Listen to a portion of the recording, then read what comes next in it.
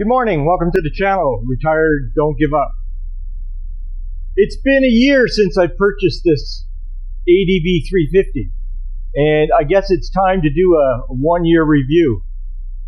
There's been lots of changes I've done on the bike, and I've put over 10,000 kilometers on these roads, these beautiful roads of Thailand, which you've got to see quite a bit of it in my previous videos. I'm going to start with the upgrades that I've done to the motorcycle and why I did them. Some are going to be obviously, clearly understood why, self-explanatory, and some I might have to reiterate why. So I'm going to start at the front.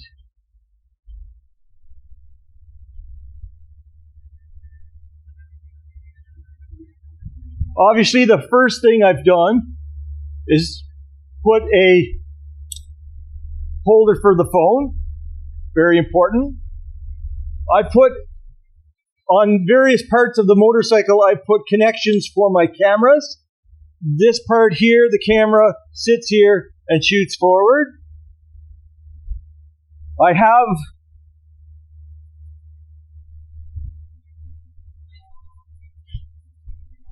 here another spot for a camera,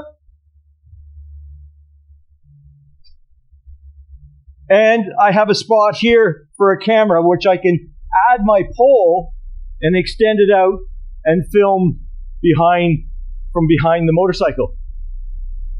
Also with this I can add a pole and extend it out, and it will obviously show the front of the motorcycle.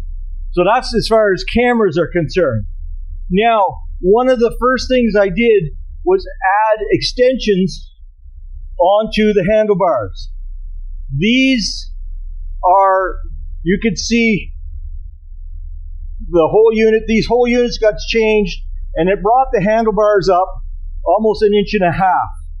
And I had a choice of turning them around, and it would have brought the handlebars back more.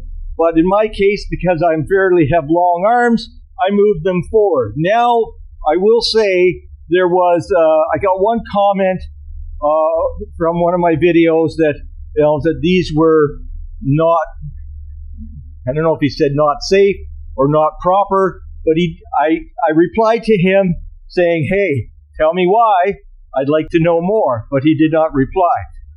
Maybe he will this time. The next thing I did, the top box.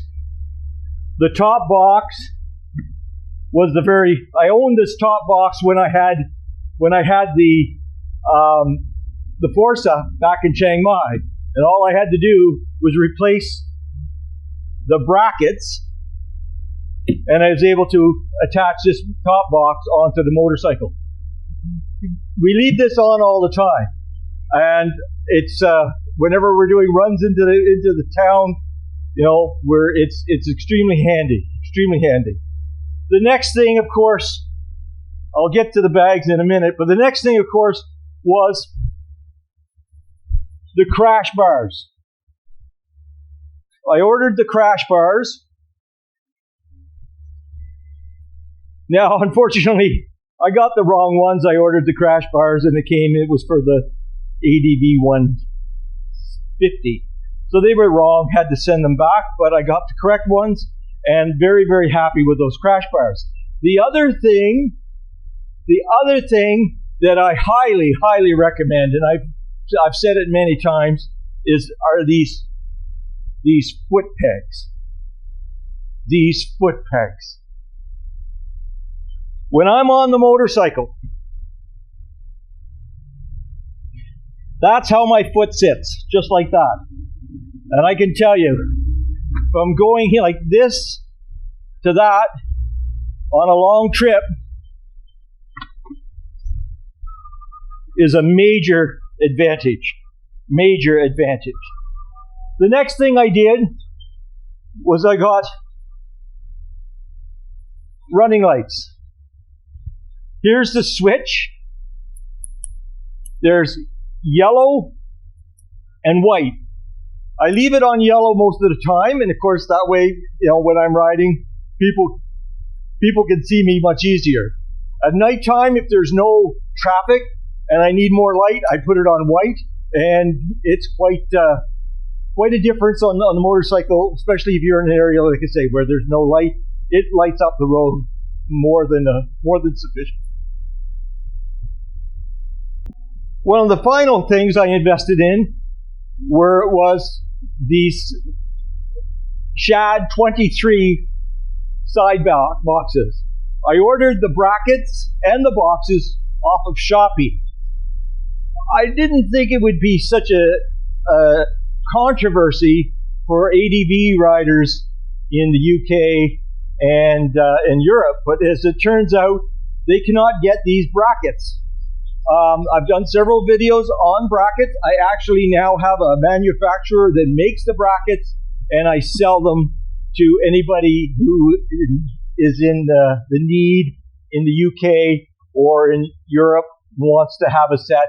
I have a set. They're 6,200 baht, which is approximately what I paid from Shopee. So they're approximately the same price, but also shipping is also required. So 6,200 plus shipping. Sometimes it works up to upwards of 3,000 baht for shipping.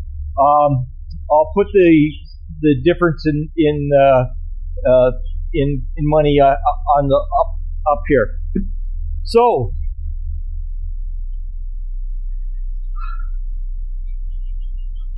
the ADV 350, 338 cc's, 29 horsepower. I don't worry too much about that, but I can tell you, I'm a big guy, and Katai sits on the back, and when we have it fully loaded, I do notice it when it's fully loaded when we're going up a hill. But this motorcycle punches way above its weight grade. The power in this is more than sufficient for anyone who wants to take a motorcycle onto the main highways. This will travel at 110, 115 kilometers per hour all day. Now, for the most part, you know, most of our rides are around town and we don't get to those speeds. But when you're on a trip, you know, if you need that power, this has more than enough. And like I say, if you're smaller than me and you're by yourself, well, you're going to be really impressed with the performance of this machine. Now, it has a single disc at the front, has a disc at the back. The braking, of course, like a scooter is, the braking on the left turns the back brakes on and about 30% of the front brakes. The right brake on the throttle is for the front brake only. Now, I'll be doing a safety video on motorcycles fairly soon, and I'm going to talk about that more in depth, and I hope you get to see that. Now, we'll take this off. This is very easy to come off. Push this button, and there we go.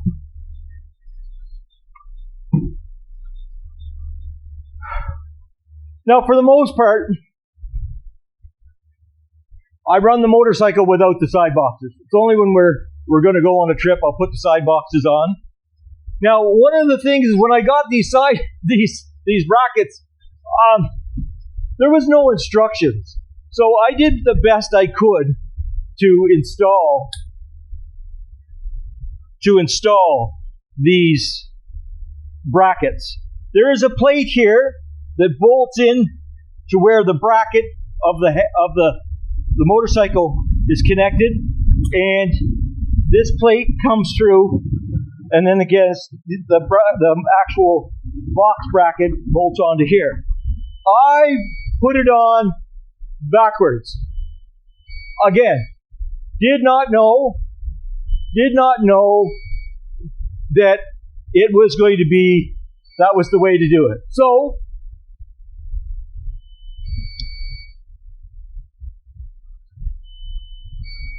several of my commenters, of my subscribers, pointed that out to me, And many said, I don't see the difference. But the truth is, when you look at the box, there's a reflective at the back, and it sits at the front. So I changed them around. So this indeed is the right way. Also, there's a curve here. There's a curve here. And so this sits in to the bracket, into the plate, much, much better. Fuel economy.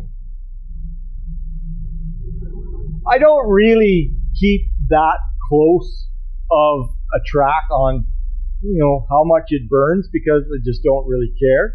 It cost me about $340 if I run it right down to the flashing light.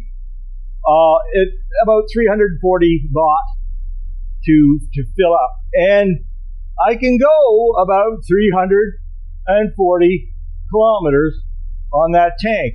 The dash says it burns about 28.5. It goes 28.5 kilometers per liter. So that's essentially that. Again, a smaller motorcycle would obviously burn less, but you've got good range, and I've never put that much of an emphasis on fuel economy because it's a motorcycle. What we're going to do is I'm going to talk about the 10,000 service I just did last week, and